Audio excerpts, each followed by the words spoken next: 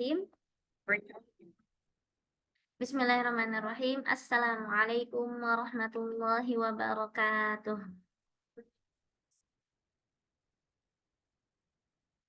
Alhamdulillah Rabbil alamin. Wabihi nasta'inu ala umurid dunya waddin. Wassalatu wassalamu ala ashrafil anbiya'i wal mursalin. Sayyidina Muhammadin wa ala alihi wa sahbihi ajma'in, amma ba'd. Rabbi shrah li sadri wa yassir li amri wahlul 'uqdatam min lisani yafqahu qawli. Rabbi zidna ilma warzuqna fahma. Ya, kembali lagi. Kembali lagi dengan kita Kutum ya. Kita memulai lagi aktivitas rutinan kita yaitu Kutum. Ini dan seperti biasa selama masih belum selesai buku ini ya, buku fikih prioritas ya, walaupun maksudnya tidak tahu, pokoknya yang mengilmui dulu lah gitu. Dengan ilmu ini saya bisa membawa keberkahan dan kebermanfaatan gitu dalam hidup kita. Dan ya tadi ya masih belajar terutama dalam hal ya mempraktikkan ya atau mengamalkannya. Ya cuman tadilah mengilmui dulu gitu ya. Semoga ya, suatu saat kita bisa praktikkan kita atau sedikit-sedikit lah. Jadi kita sudah sampai bab 6. Jadi sekarang kita masuk ke bab 6 di buku Fikih Prioritas karya atau penulisnya Dr. Yusuf Al-Qaradawi rahimahullah. Dan ini saya sih ngambilnya dari terjemahan ya, terjemahan yang diterjemahkan oleh Aunur Rofid Soleh Tahmid. Asik. Tuh, bukunya dari Robbani Press, itu penerbitnya. Oke, kita langsung ke bab 6. Bab 6 itu prioritas dalam berbagai bidang amal. Jadi sini ada 3 ya, ada 3 poin. Pertama, prioritas amal yang kontinu, yang terus-menerus, atas amal yang terputus. Itu bahasan satu. Terus yang keduanya, itu prioritas amalan yang luas manfaatnya, atas perbuatan yang kurang ya atau sempit ya, atau ya kurang bermanfaat lah kita bilang gitu, atau manfaatnya tidak maksudnya kurang dirasa oleh banyak orang. Terus yang ketiga itu prioritas terhadap amal perbuatan prioritas terhadap amal perbuatan yang lebih lama manfaatnya dan lebih langgeng kesannya gitu ya, lebih lama dan lebih langgeng kesannya. Kita masuk ke yang pertama, itu 3 bahasan atau subbab kita. Prioritas amal yang kontinu atau terus-menerus atas amal yang terputus, gitu ya. Jadi, kalau misalnya kita balik lagi, dalilnya ada di surat At-Taubah ya, di surat At-Taubah ayat ke-19 sampai ayat ke-20. Jadi yang ini, yang apakah sama orang-orang yang memberi minuman, orang-orang yang mengerjakan haji dan mengurus Masjidil Haram, kamu samakan dengan orang-orang yang beriman kepada Allah dan hari kemudian serta berjihad di jalan Allah. Mereka tidak sama di sisi Allah. Allah tidak memberi petunjuk kepada kaum yang zalim. Itu. Jadi di dalam ayat ini dibandingkan antara orang yang memberi minum maksudnya yang haji gitu ya, dengan orang yang berjihad di jalan Allah gitu. Jadi Allah kayak nyindir gitu, apakah sama antara mereka berdua? Enggak, beda. Itu ya, beda. Nah, dari ayat ini maka ada jenjang amalan gitu. Jadi kayak ada prioritas dalam kita mengamalkan terutama beribadah ya, ada prioritas dalam hal ibadah. Dan ini prioritas ini, jenjang ini nggak bisa ngawur gitu ya, nggak bisa ngawur mana yang ini gitu ya, tergantung kita gitu tuh nggak bisa. Tapi harus ada ya dasar-dasarnya, ada nilai-nilainya gitu yang harus dipatuhi. Nah, mungkin kita berlanjut ke hadis ya. Hadisnya ahabul a'mali ilallahi adwamu wa in qalla. Jadi amalan yang dicintai oleh Allah adalah amalan yang langgeng walaupun sedikit. Jadi amal yang terus-menerus walaupun sedikit gitu ya. Jadi di sini dan di hadis juga ya ada yang bertanya dari Masruq ya, dari Masruq. Aku bertanya kepada Aisyah radhiyallahu anha, amalan apa yang paling dicintai oleh Nabi? Terus Aisyah menjawab, amalan yang langgeng gitu. Nah, di sini juga ada satu dulu ketika zaman Nabi Shallallahu Alaihi Wasallam ada Aisyah sedang berdua dengan seseorang perempuan gitu. Jadi seorang perempuan ini terkenal dengan sholatnya yang masya Allah, maksudnya yang banyak gitu. Terus akhirnya Nabi justru bukan memuji gitu ya, bukannya malah memuji tapi mungkin ini terjemahannya aduh gitu ya. Kalau terjemahannya itu aduh gitu. Lakukanlah apa yang mampu kamu lakukan demi Allah. Allah tidak bosan sehingga kamu sendiri yang bosan gitu. Jadi maksudnya di sini tuh daripada akhirnya amalan itu maksudnya langsung satu gitu, satu banyak terus akhirnya memberatkan. Itu kan nanti kalau memberatkan lama-lama kita ya bosan. Allah tuh nggak akan bosan sampai kita sendiri yang bosan gitu.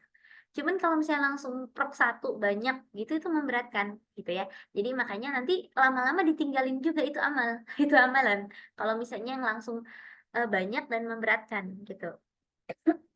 Makanya di sini disebutkan amalan atau melakukan ketaatan secara terus-menerus walaupun sedikit gitu ya. Ya semoga banyak berkah yang diperoleh dan berbeda dengan amalan yang banyak tapi memberatkan. Bisa jadi amalan yang sedikit tapi langgeng akan tumbuh sehingga mengalahkan amalan yang banyak dalam satu waktu. Gitu. Jadi itu melakukan amalan yang sedikit tapi continue terus menerus, syukur-syukur ya bisa banyak ya. Cuman tadi kalaupun akhirnya banyak memberatkan, nanti ujung-ujungnya juga ditinggalin gitu. Kalau misalnya mau banyak, itu kayak kita mulai dari sedikit dulu. Kita mulai dari sedikit, terus habis itu dirutinkan sampai benar-benar kayak rutin gitu, baru mungkin nanti ditambah itunya ya sedikit-sedikit gitu. Itu. Ya, itu. Nah, di sini juga ada satu hadis ya dari Sahal bin Hunayf. Rasulullah Shallallahu Alaihi Wasallam bersabda, janganlah kamu memperketat dirimu, karena orang-orang sebelum kamu binasa karena mereka memperketat dan memberatkan diri mereka sendiri. Kamu masih dapat menemukan sisa-sisa mereka dalam biara-biara mereka. Ini kan mungkin yang rohib-rohib ya mungkin ya akhirnya yang saking kayak pengen ininya jadi ya pokoknya akhirnya melakukan satu ibadah kayak dalam satu waktu sampai akhirnya jadi kayak memberatkan mereka dan ujung-ujungnya ditinggalin gitu. Kita langsung ke yang kedua. Yang kedua itu perbuatan yang luas manfaatnya. Amalan yang luas manfaatnya daripada yang kurang bermanfaat. Kalau di sini kayak disebutin jihad ya. Jihad sama haji. Itu lebih utama yang mana? Ya, kenapa? Iya, kalau jihad dirasakan oleh umat juga kan. Kalau misalnya haji, iya cuman satu saja gitu ya. Kalau misalnya ya haji cuman satu aja, tapi kalau jihad kan ya itu jihad manfaatnya luas-luas banget gitu di ini dirasakan oleh apa umat juga gitu oleh masyarakat. Terus ilmu dengan ibadah. Iya, ilmu dengan ibadah itu yang lebih diprioritaskan yang pertama ilmu gitu ya, baru ibadah. Itu makanya kan ada apa disebutkan di sini keutamaan ilmu pengetahuan hadis ya hadis. Keutamaan ilmu pengetahuan itu lebih aku cintai daripada keutamaan ibadah dan agamamu gitu yang daripada keutamaan ibadah dan agamamu yang paling baik adalah sifat waro. Sama kelebihan orang yang berilmu atas orang yang beribadah ialah bagikan kelebihan bulan purnama atas bintang-bintang. Terus, kelebihan orang yang berilmu atas orang yang beribadah itu bagaikan kelebihan diriku atas orang-orang yang paling rendah di antara kamu. Makanya, mungkin kayak dari sini, dulu kan ada ya yang orang-orang yang mengabdikan diri hanya untuk ibadah. Ada. Dan ada juga orang-orang yang mengabdikan diri untuk belajar atau untuk menuntut ilmu. Nah, kira-kira mana yang boleh mengambil zakat?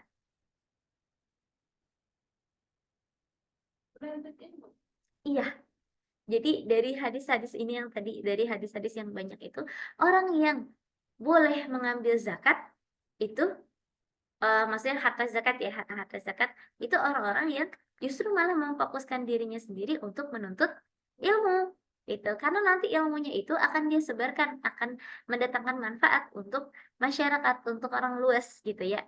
Untuk sekitarnya lah atau minimal gitu. Sedangkan orang yang memfokuskan diri hanya ya kita bilang ya hanya gitu ya, hanya untuk ibadah dan maksudnya ya berarti kan itu cuman manfaatnya cuman dirasa oleh diri sendiri gitu.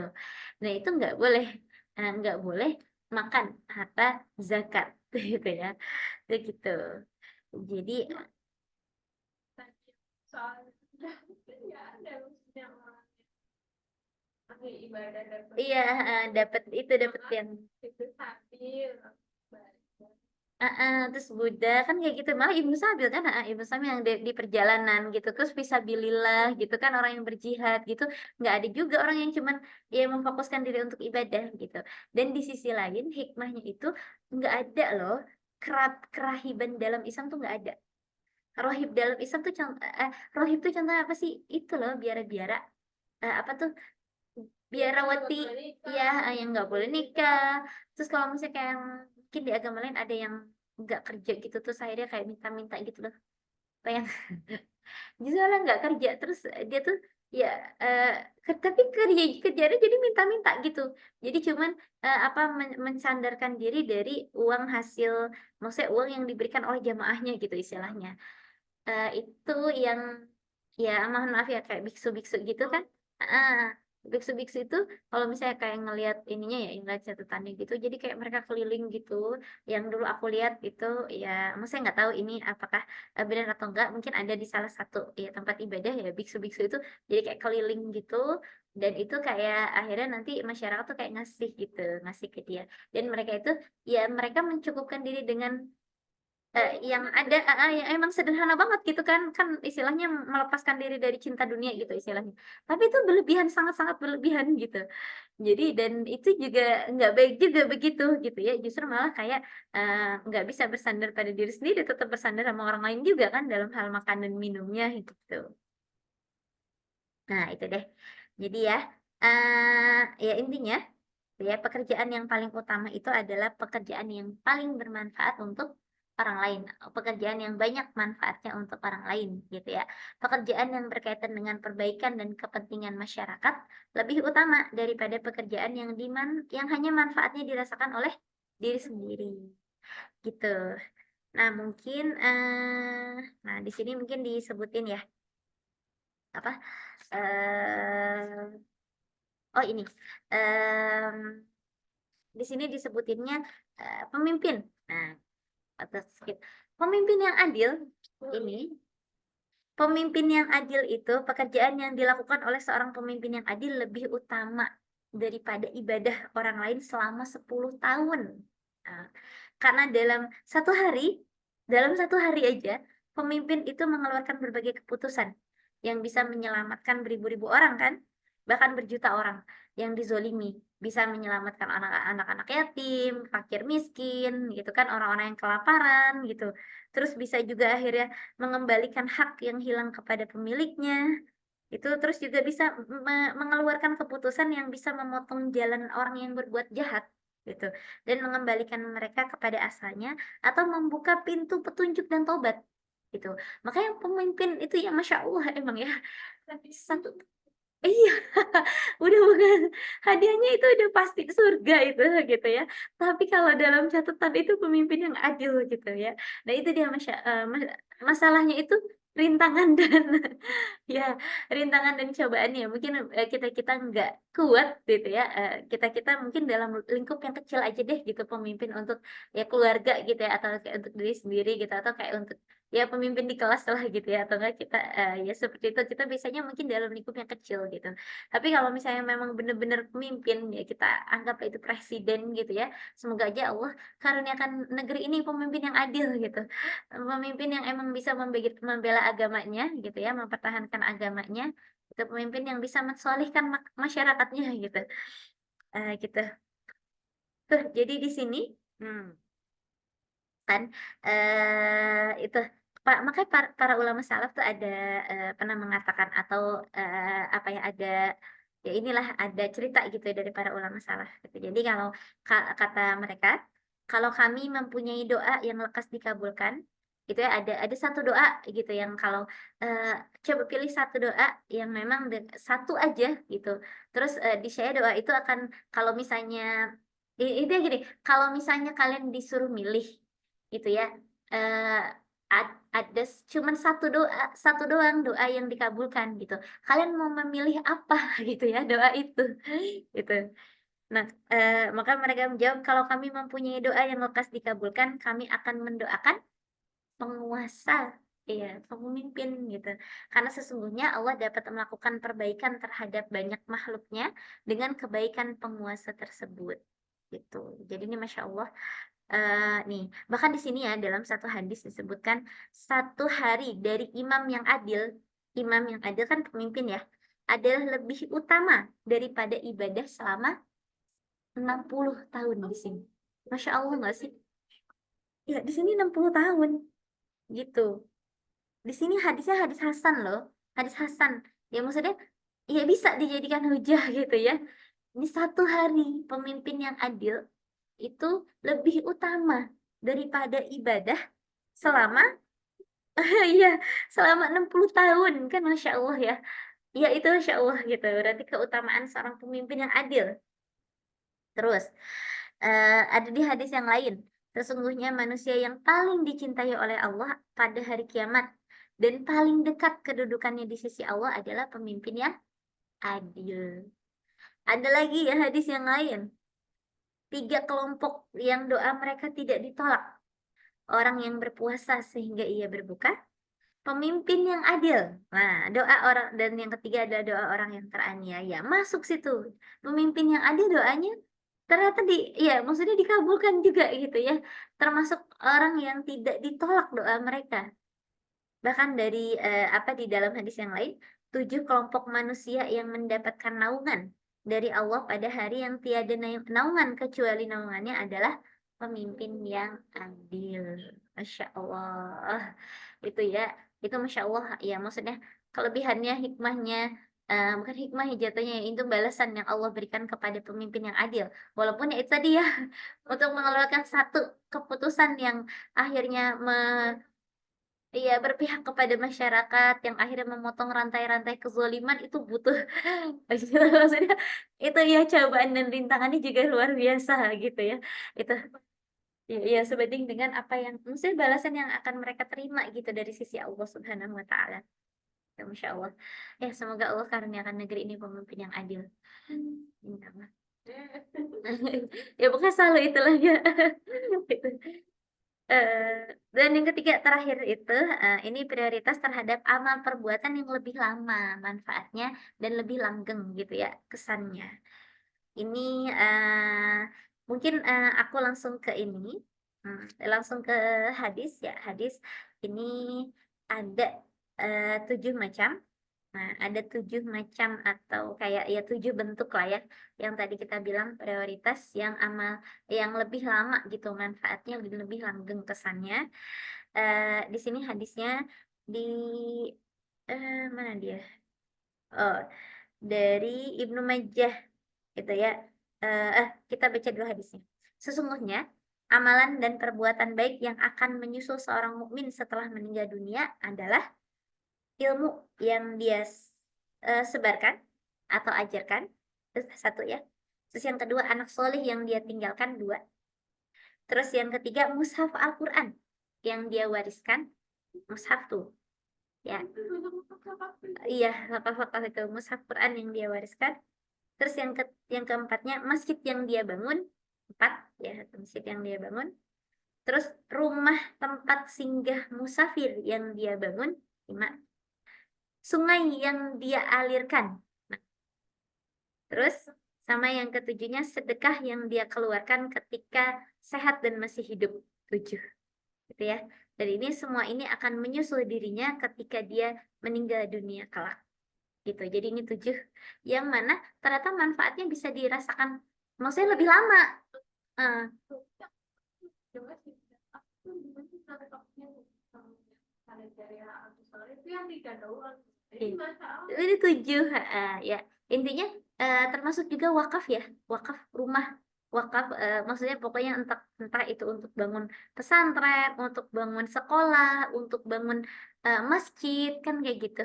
Dan mungkin juga kalau misalnya kita bisa ini ya yang lebih banyak gitu manfaatnya, mungkin kalau misalnya kita kayak donasinya itu misalnya ambulan ke rumah sakit itu kan yang maksudnya manfaatnya maksudnya terus menerus gitu ya ambulan entah mungkin ke rumah sakit gitu. Terus di sini sih apa wakaf ya. Terus sama di sini nih kalau di sini juga ada dalam hadis yang lain, sedekah yang paling utama ialah memberikan tenda, terus memberikan seorang pembantu dan seekor unta untuk perjuangan di jalan Allah, dalam tanda kutip tadi untuk perjuangan di jalan Allah. Jadi memberikan tenda itu ya istilahnya berarti memberikan fasilitas, berarti kalau misalnya dalam kita berarti fasilitas ya. Ada dai banyak gitu kan, nah kita kasihlah fasilitasnya. Atau mungkin di akhirat enggak, iya dia butuh kendaraan gitu ya, berarti butuh kendaraan, berarti ya akhirnya itu itu masya Allah itu kan manfaatnya terus menerus itu gitu. Terus habis itu dia butuh apalagi misalnya kayak dia butuh tempat tinggal gitu kan, butuh alat, entah mungkin akhirnya laptop atau ya kamera gitu kan. Nah itu maksudnya itu lebih langgeng manfaatnya, lebih luas manfaatnya, lebih ya lebih lama itu kan selama dia dipakai gitu, justru malah pahalanya terus menerus mengalir. Terus memberikan seorang pembantu ini juga kayak memberikan di jalan Allah gitu kan, berarti kan kayak memberikan ya orang gitu ya termasuk gitu. Pokoknya yang gimana akhirnya memberikan ya yaitu orang yang membantu gitu di jalan Allah. Terus sama seekor unta untuk perjuangan di jalan Allah gitu. Jadi jatuhnya biar unta itu nanti bisa diambil susunya gitu kan, bisa di akhirnya di ya bawa barang, bisa diambil buat barang gitu pokoknya gitu. Jadi ya itu yang lebih banyak gitu ya manfaatnya ya. Gitu. Jadi di sini mungkin lebih ke sedekah gitu ya, sedekah yang lebih lama, manfaatnya lebih diutamakan. Itu. Jadi mungkin jangan kalau misalnya ibarat ya, ibarat kita tuh kasih ke orang yang miskin itu bukan ikannya gitu, tapi pancingannya gitu ya. Gitu. Mungkin lah bisa ngasihnya tuh ya bukan uangnya tapi ngasihnya pekerjaannya gitu kan. Entah ke lowongannya gitu kan. Pokoknya ya gimana akhirnya justru malah dengan itu dia bisa terus-menerus menghasilkan kan kayak gitu. Itu ya.